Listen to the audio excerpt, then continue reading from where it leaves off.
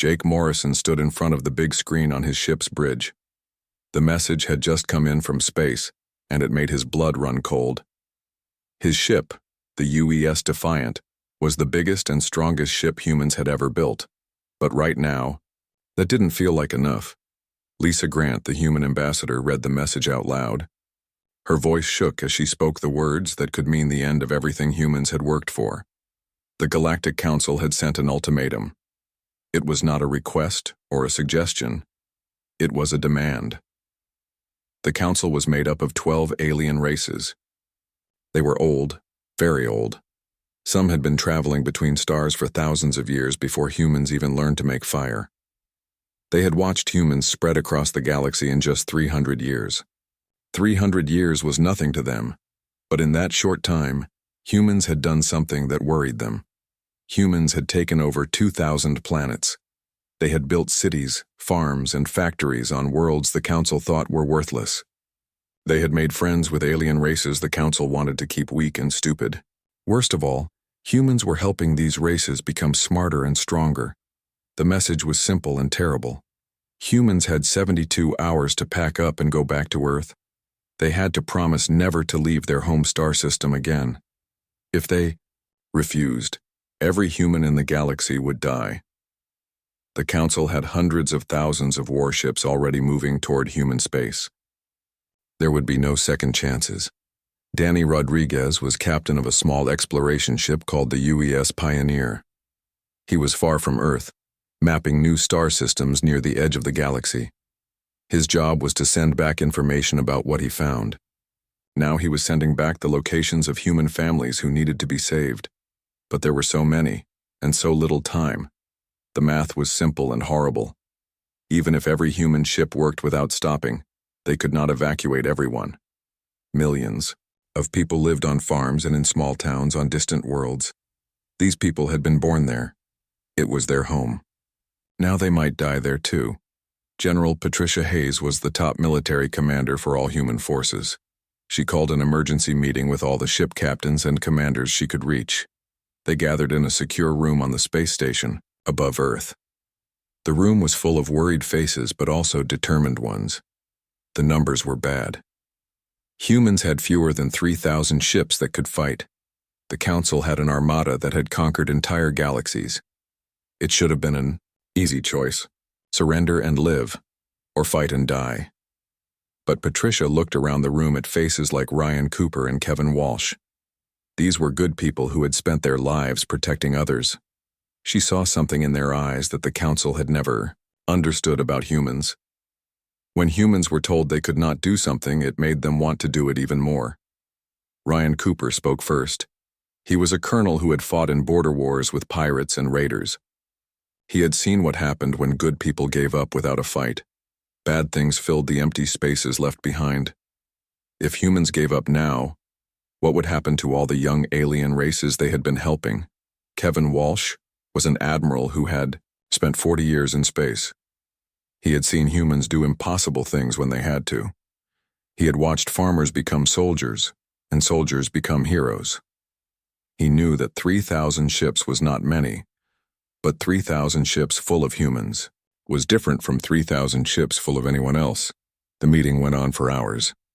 They talked about evacuation plans and defensive positions. They talked about which worlds could be saved and which would have to be left behind. But mostly, they talked about whether they should fight at all. Some argued for surrender. At least, humans would survive on Earth. They could rebuild in a few hundred years, maybe try again when they were stronger. But others pointed out that the Council had done this before. They had made other young races promise to stay home, and then those races had simply disappeared. The Council did not want competition. They wanted to be the only powerful races in the galaxy. Elena Martinez was a scientist who studied alien life. She had been working on a research station called New Geneva, trying to understand how different races evolved. She had made a discovery that changed everything. Every race in the Council had one thing in common. They had all stopped growing and changing millions of years ago. When most races reached a certain level of technology, they stopped trying to improve. They became comfortable and safe. They stopped exploring and taking risks. Elena had found that 17 different young races had tried to keep growing and exploring in the past 1,000 years. All 17 had been destroyed by the Council. This was not about keeping peace in the galaxy. This was about making sure no one ever became better than the Council races. The Council was afraid. They were afraid that younger races would pass them by and make them look weak and old. Ben Taylor had just returned from a diplomatic mission to neutral worlds near Council space. He brought back intelligence that made the situation even worse. The Council was not just threatening humans. They had been planning this for years. They had studied human expansion and human technology. They knew exactly how to hurt humans. The most Amy Johnson commanded a stealth ship called the UES Shadow. She had been spying on Council fleets for months. She reported that the enemy ships were huge and powerful, but they were also old. The designs had not changed in centuries. The crews were experienced, but they followed orders without thinking. They had forgotten how to adapt and improvise. This gave Patricia an idea. Human ships were smaller and weaker, but human crews were creative and flexible. They could think of new solutions when old ones failed. Maybe the numbers did not tell the whole story. Jake Morrison made the decision that would change galactic history. Instead of sending a message of surrender, he would send something very different. He would send a message that would shake the foundations of everything the Council believed about power and control. The preparation began immediately. Every human ship, every human soldier, every human civilian would need to be ready for what was coming, because Jake Morrison was about to declare war on Extinction itself. Elena Martinez had spent her whole life studying aliens. In her laboratory on the research station New Geneva, she made a discovery that explained everything. She had been comparing DNA and brain scans from all the different races in the galaxy. What she found was shocking. Every single race in the Galactic Council was dying. Not from disease or war, but from something much worse. They had stopped evolving. Their populations were getting smaller each year. Their scientists had stopped making new discoveries. Their artists had stopped creating new art. They were like old trees that looked strong on the outside but were rotting on the inside. Elena realized why the Council was so afraid of humans. Humans were still changing and growing. Even after 300 years in space, humans kept inventing new things and trying new ideas. They helped other races grow and change too. This was something the Council could not understand or control. The Council races had become comfortable with being powerful. They liked their big ships and their old technology. They did not want to work hard to stay ahead of younger races. It was easier to destroy competition than to compete with it. Ben Taylor brought back more bad news from his diplomatic mission. He had talked to historians and scholars on neutral worlds. They told him stories that were not in any official records. Over the past 1,000 years, 17 different young races had shown the same qualities as humans. They were creative, ambitious, and helpful to other races. All 17 had been destroyed by the Council. Each time, the Council had found an excuse. They said the young race was dangerous or aggressive or a threat to peace. But the real reason was always the same. The young races were getting too smart and too strong. Ben had proof. On a hidden world called Haven, he had found survivors from one of these extinct races. They called themselves the Zanari. 100 years ago, they had been exploring space and making friends with primitive species, just like humans were doing now. The Council had given them the same ultimatum humans had just received. The Zanari had chosen to surrender. They had gone back to their home system and accepted quarantine. For 50 years, they had lived quietly on their own worlds. Then, one day, Council ships had arrived and destroyed everything. The official story was that the Zanari had broken their agreement and were building secret weapons. The survivors Ben met knew this was a lie. Amy Johnson returned from her spy mission with detailed information about the Council fleets. The enemy had massive ships with incredibly powerful weapons. Their shields could stop almost any attack. Their armor was thick enough to survive direct hits from nuclear bombs. By every measure, they should be unbeatable. But Amy had noticed something important. The Council ships all used the same old tactics. They formed the same battle formations. their ancestors had used for thousands of years. When one strategy failed, they did not try new approaches. They just used the same strategy with bigger ships and more firepower. Human ships were much smaller and weaker, but human captains were trained to think creatively. They studied their enemies and adapted their tactics to exploit weaknesses. They worked together in ways that surprised opponents. They turned disadvantages into advantages through clever planning and bold action. Captain Danny Rodriguez had an idea. His exploration ship was small and fast, designed for mapping unknown regions of space. He proposed using exploration ships as scouts and saboteurs behind enemy lines. They could gather intelligence, disrupt supply lines, and coordinate with resistance movements on occupied worlds. Laura Thompson was the chief engineer at the shipyards above Earth. She had been working day and night to modify human ships for the coming war. The modifications were dangerous and experimental. Some might destroy the ships they were meant to protect. But desperate times required desperate measures. Laura's team had developed new weapons that pushed the laws of physics to their limits. They had created shields that bent space-time around ships. They had built engines that could open holes in reality itself. The technology was so advanced that even human scientists did not fully understand how it worked. Alex Carter was a physicist working on Luna Base. His team had achieved something the Council races said was impossible. They had found a way to use quantum entanglement as a weapon. This meant they could attack targets anywhere in the galaxy instantly, without sending ships or missiles through normal space. The quantum weapons could bypass shields, armor, and distance itself, but they required enormous amounts of energy and could only be used a few times before burning out. Each shot had to count because there might not be a second chance. Nicole Brooks was in charge of evacuating civilians from worlds that could not be defended. Every cargo ship, passenger liner, and private yacht was being used to move families to safety. But something unexpected happened. Many civilians refused to leave. Farmers said their crops were ready for harvest, and their animals needed care. Miners said their work was important for the war effort. Teachers said their students needed them. Even children said they wanted to help fight the bad aliens who were trying to hurt their families. This was the human spirit that the Council had never encountered. When other races were threatened, they looked for ways to surrender or hide. When humans were threatened, they looked for ways to fight back. Even children wanted to be heroes. Chris Morgan was a Special Forces commander who worked with resistance groups on worlds throughout the galaxy. Many alien races had been kept primitive by the Council, but they still remembered old stories about freedom and independence. Chris's job was to give them weapons and training to fight back. The response was incredible. Species that had been slaves for centuries suddenly remembered how to be warriors. Primitive tribes with stone tools learned to use energy weapons in just days.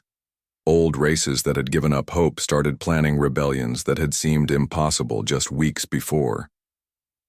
Admiral Morrison gathered all his commanders for one final meeting before the deadline. The room was full of people like Steve Parker, Julie Sanders, Matt Williams, and Lisa Foster.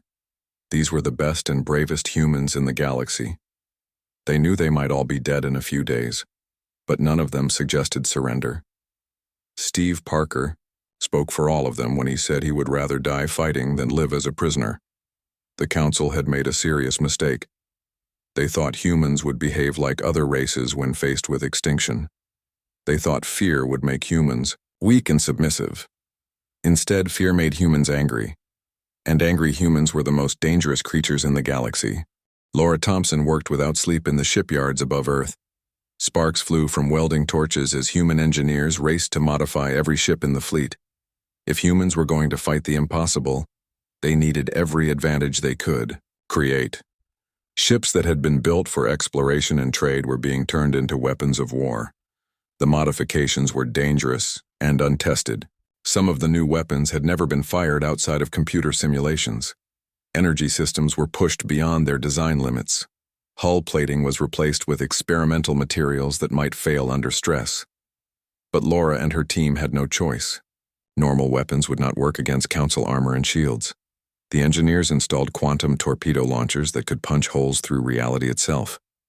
They added shield generators that created bubbles of twisted space-time around each ship. Most dangerous of all, they fitted the largest ships with dimensional drives that could make them exist in multiple universes at the same time. Alex Carter's quantum weapons were being installed on selected ships throughout the fleet. Each weapon could only fire 3 times before burning out completely. The targeting systems required the most advanced computers humans had ever built. But the results were worth the risk. Nothing in the known universe could defend against a quantum entanglement attack. The quantum weapons worked by creating an instant connection between 2 points in space, no matter how far apart they were. When activated, they would transfer all the energy from a nuclear explosion directly inside the target. There was no travel time, no warning, and no way to block the attack. The target would simply explode from the inside. But the weapons came with a terrible cost. Each shot shortened the life of everyone on the firing ship. The quantum fields damaged human DNA and caused rapid aging. A crew might gain the power to destroy any enemy, but they would only live for a few more months. It was a price many volunteers were willing to pay. Nicole Brooks discovered that the civilian evacuation was not going as planned. Instead of fleeing to safety, millions of colonists were volunteering to stay and fight. Families who had never held weapons were learning to use military equipment. Children were helping to build defensive positions. Old people were sharing knowledge about their worlds that could help military planners. On the farming world of New Kansas, settlers turned their tractors into mobile weapons platforms. On the mining colony of Deep Rock, workers used industrial explosives to create massive underground fortresses. On the research station Galileo, scientists developed new ways to detect and track enemy ships across vast distances. Every human world became a fortress. Every human civilian became a soldier. This was not because anyone ordered it to happen. It happened because humans could not accept the idea of giving up without a fight. Even if they were going to lose, they would make the Council pay a terrible price for victory. Chris Morgan coordinated with underground resistance movements throughout Council space. Species that had been kept primitive for thousands of years were suddenly revealing hidden capabilities. The Altani showed him starships they had built in secret and hidden in asteroid caves. The Vorth emerged from the edge of the galaxy with weapons that defied understanding. Many alien races had been pretending to be primitive while secretly developing advanced technology. They had learned that the Council destroyed any species that became too advanced, so they had hidden their progress. Now, with humans leading the fight, they were ready to reveal their true capabilities. The Kithera had developed biological weapons that could adapt and evolve faster than any defense. The Mendi had built ships that could phase in and out of normal reality. The Zorak had created artificial intelligence systems that could outthink Council battle computers. Each species brought unique advantages to the growing alliance. But the most important contribution was not technology. It was hope. For the first time in centuries, oppressed species across the galaxy believed they could win their freedom. This belief made them stronger and braver than the Council had ever imagined possible. Sandra Liu worked in the Intelligence Center on Mars, monitoring communications across the galaxy. She reported a phenomenon that surprised everyone. Species that came into contact with human ideas and technology began evolving at incredible speeds. Races that had been stagnant for millions of years were suddenly making breakthrough discoveries every day. It was as if humans carried some kind of evolutionary catalyst that awakened potential in other species. Alien scientists who met human researchers started asking new questions they had never thought of before. Alien artists who saw human creativity began experimenting with forms and concepts their cultures had never explored. The effect was spreading faster than anyone had expected. Even species that had never met humans were beginning to change after hearing stories about human achievements. The very idea that rapid progress was possible seemed to break mental barriers that had held entire civilizations back. Derek Nelson commanded a squadron of the new experimental warships. His ships could phase between dimensions, becoming invisible and untouchable when they needed to hide, then materializing to attack with devastating force. The technology was so new that the crews had to learn how to use it during actual combat. The dimensional phase drives created strange side effects. Crews reported seeing ghost images of alternate realities where the war had already been won or lost. Some claimed to receive messages from versions of themselves in parallel universes. The boundary between science and magic seemed to be breaking. Ron Davis led another experimental unit that used quantum superposition fields. His ships could exist in multiple locations simultaneously, making it impossible for enemies to target them accurately. The crews had to learn to think in ways that human brains were not designed for, but the tactical advantages were enormous. Kate Evans commanded ships that existed in quantum probability states. Her vessels could be everywhere and nowhere at the same time, attacking from directions that did not exist in normal space. Enemy targeting systems could not lock onto something that was not quite real until the moment it fired its weapons. The new technologies were changing the humans who used them. Crews reported expanded consciousness and the ability to perceive higher dimensions of reality. Some worried that humans were evolving too fast, becoming something that was no longer quite human. But there was no time to study these effects. The war was about to begin. Admiral Morrison received reports from across human space. The preparations were as complete as they could be in such a short time. Hundreds of worlds had been fortified. Thousands of ships had been upgraded with experimental weapons. Millions of civilians had been trained for combat. Dozens of alien species had joined the alliance. The Council fleets were already moving into position around human territory. Long-range sensors showed formations of ships so large they blocked out the stars behind them. The enemy had enough firepower to destroy entire solar systems. By every logical measure, humans were about to be completely destroyed. But humans had never been very logical about impossible odds. They had a long history of doing things that could not be done. Now they were about to attempt the most impossible thing of all, winning a war against Extinction itself. Admiral Morrison stood in the communications center of the UES Defiant. Around him, technicians worked at control panels that could send a message to every inhabited world in the galaxy. In 30 minutes, the Council deadline would expire. Every human ship, every human colony, and every human life hung in the balance of what he was about to say. The galaxy-wide communication array was the most powerful transmitter ever built. It could punch through interference, bypass security systems, and reach places that official channels could never touch. Morrison's message would not just reach the Council. It would reach every oppressed species, every slave world, and every being who had given up hope of freedom.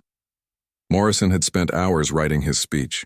He had thrown away dozens of drafts that were too angry, too pleading, or too complicated. The final version was simple and direct.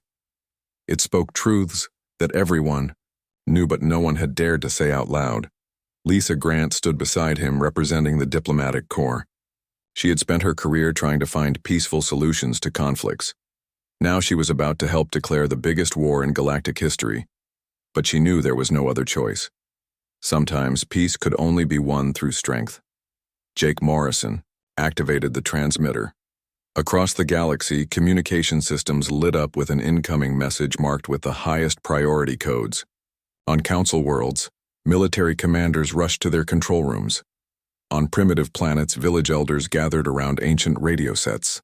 On space stations and starships, crews stopped their work to listen. Morrison began by listing the crimes of the Galactic Council. For over 1,000 years, they had systematically destroyed any species that showed potential for growth and advancement. 17 different races had been completely wiped out.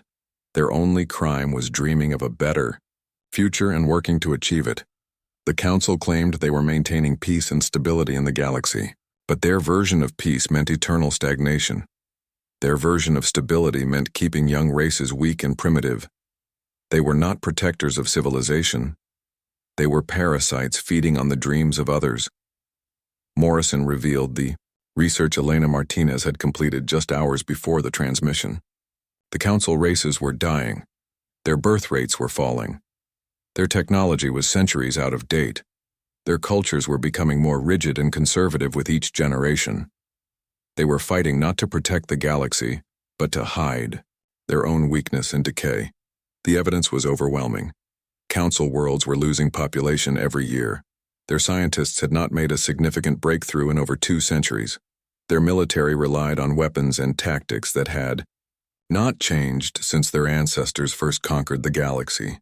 They were old, tired, and afraid of being replaced by younger, more energetic species.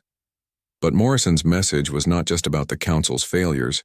He talked about the amazing things that happened when species were allowed to grow and change. Human worlds had become gardens of innovation and creativity. Alien races that worked with humans had achieved more progress in decades than they had made in millennia of isolation. The Altani had developed faster-than-light communication systems that could connect minds across the galaxy. The Vorth had created art forms that existed in higher dimensions of space and time. The Cathera had learned to heal injuries and diseases that had been considered incurable for millions of years. All of this had happened because they were free to explore their potential.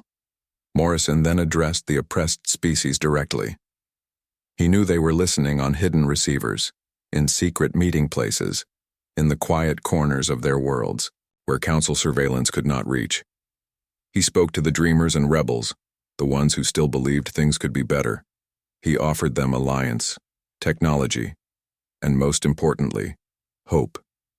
Humanity was not fighting just for their own survival.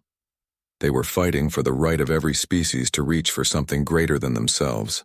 They were fighting for a galaxy where young races could grow without fear, where new ideas could flourish without persecution, where the future belonged to those who dared to dream.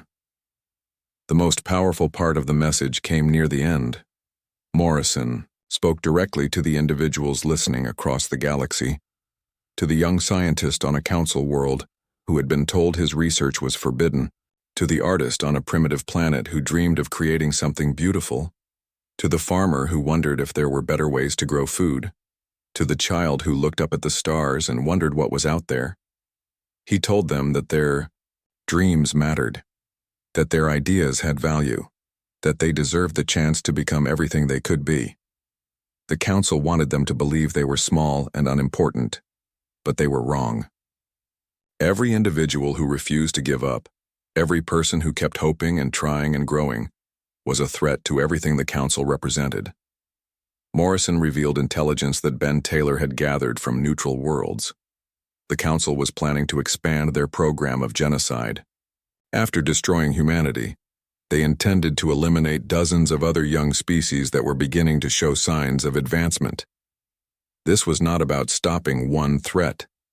This was about preventing any challenge to council dominance for the next million years. But humans had learned something important about the council during their preparations for war. The ancient races were not united. They were held together by fear and habit rather than genuine cooperation. Several council species had already tried to open secret negotiations with humanity. Others were withdrawing their fleets rather than risk losses in a war they did not believe in. Morrison offered amnesty to any council race that withdrew from the conflict. He promised that humans harbored no hatred toward species that chose peace over conquest. There was room in the galaxy for old civilizations and new ones to coexist, but only if the old ones stopped trying to destroy the new ones. The transmission began building toward its climax. Morrison's voice grew stronger and more confident as he delivered the words that would echo through history. He spoke not just as a human military commander, but as a representative of every species that had ever been told they were not good enough, not advanced enough, not worthy enough to reach for the stars. He thanked the council for their ultimatum. By demanding humanity's surrender or extinction, they had revealed their true nature to the entire galaxy. They had shown that they were not noble guardians of peace, but frightened bullies who destroyed anything they could not control. They had made themselves the enemy of progress itself, but they had made a critical error in choosing humanity as their target. Humans were extinction's oldest enemy. For millions of years, humans had faced ice ages, plagues, natural disasters, and threats that should have wiped them out completely. Every time they had found a way to survive and grow stronger. Extinction had never defeated humanity, and it never would. Morrison's final words became legendary throughout the galaxy. He declared that the council had not just declared war on humanity. They had declared war on evolution itself, on growth, on change, on the future. But the future could not be stopped by ancient weapons and old fears. Humanity invited every race, every world, every individual who still believed in tomorrow to join them. Together, they would show the universe what impossible looked like. They would prove that youth and determination could overcome age and power. They would fight not just for survival, but for the right to keep growing, keep learning, and keep reaching for something better. The transmission ended with a simple promise that sent shockwaves across the galaxy. Humanity would not surrender. They would not retreat. They would not be contained or quarantined or destroyed.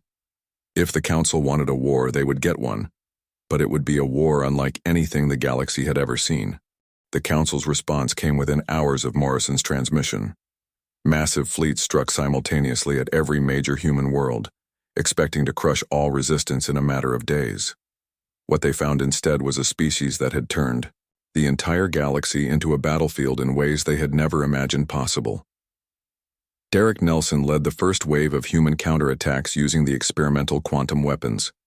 His target was the Council fortress world of Xerion Prime, which had been considered completely invulnerable for over 10,000 years.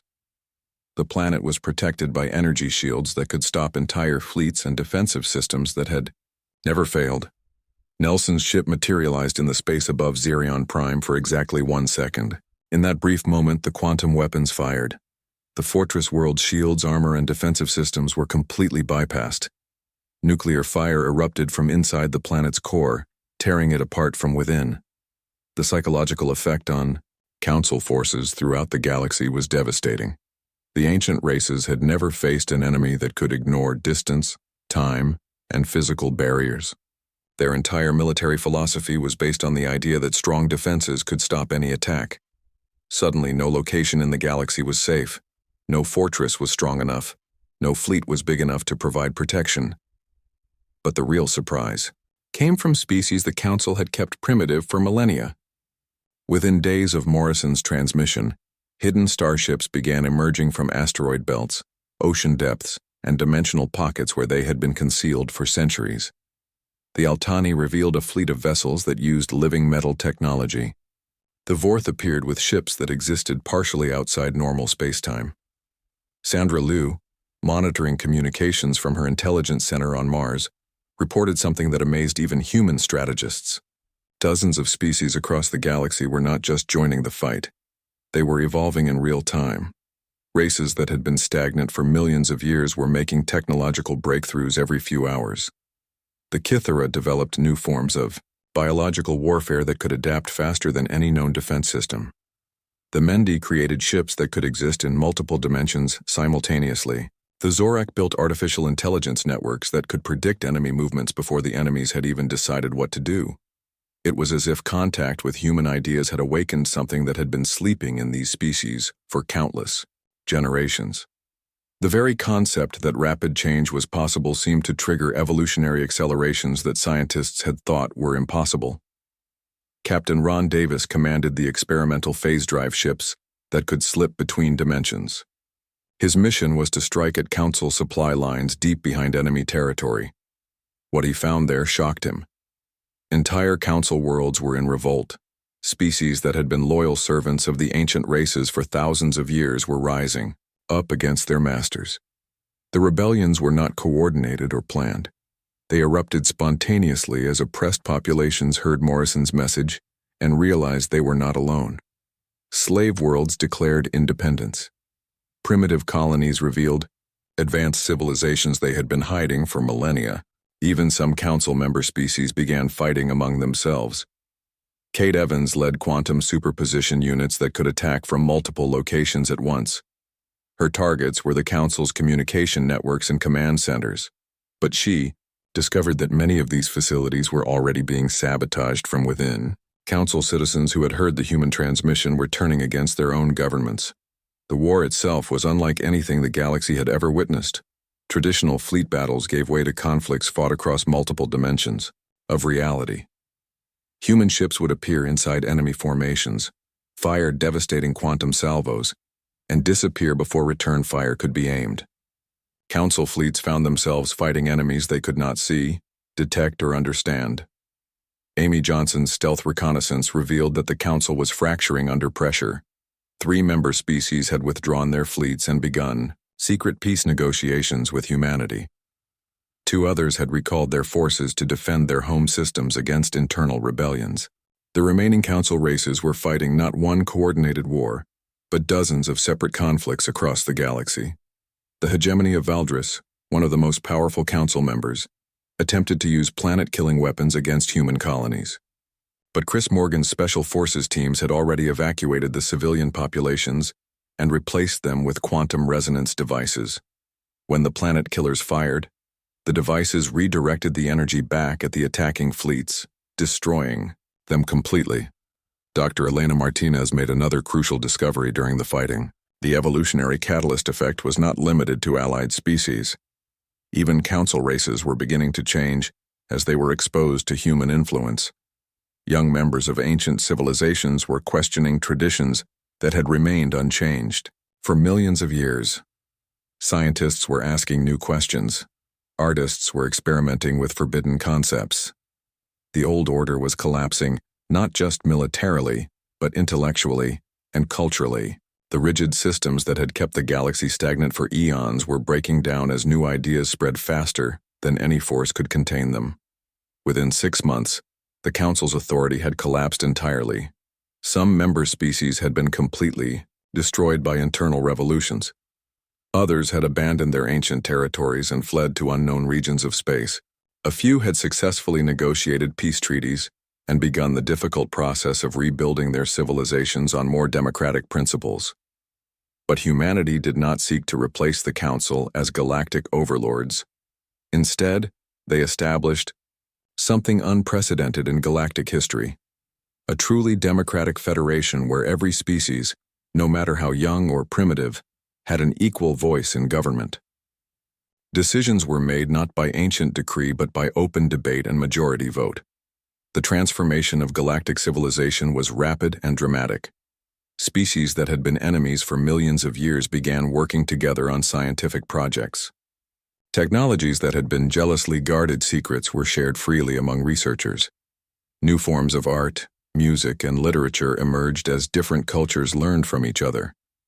Trade networks expanded to include worlds that had been isolated for centuries. Exploration programs discovered regions of space that had been declared forbidden by the old Council. Young species that had been kept primitive were given access to advanced education and technology, allowing them to contribute their unique perspectives to galactic knowledge. Nicole Brooks, now serving as the Federation's Director of Development, oversaw programs that helped newly liberated worlds adapt to their freedom. Many species had been oppressed for so long that they had forgotten how to make independent decisions. But with patience and support, they began to rediscover their potential. Admiral Morrison, in his final log entry 5 years after the war's end, reflected on the incredible changes that had swept across the galaxy. Hundreds of species were achieving breakthroughs that would have taken millennia under the old system. New worlds were being explored and colonized. New technologies were being developed at rates that would have been unimaginable just a few years earlier. The galaxy had become a place of infinite possibility rather than eternal stagnation. Young civilizations no longer feared destruction for showing ambition. Old races were rediscovering the excitement of growth and change. Even humans continued to evolve, pushing the boundaries of what intelligent life could achieve. Morrison's final words became the motto of the new Galactic Federation. The universe belonged not to those who feared change, but to those who embraced the impossible. Humanity had fought extinction and won, but more importantly, they had awakened a galaxy that had forgotten how to dream. The war that began with a demand for human surrender had ended with the liberation of countless species and the birth of a new era of galactic civilization. The Council had declared war on extinction, but extinction was humanity's oldest enemy, and humanity had never lost that fight.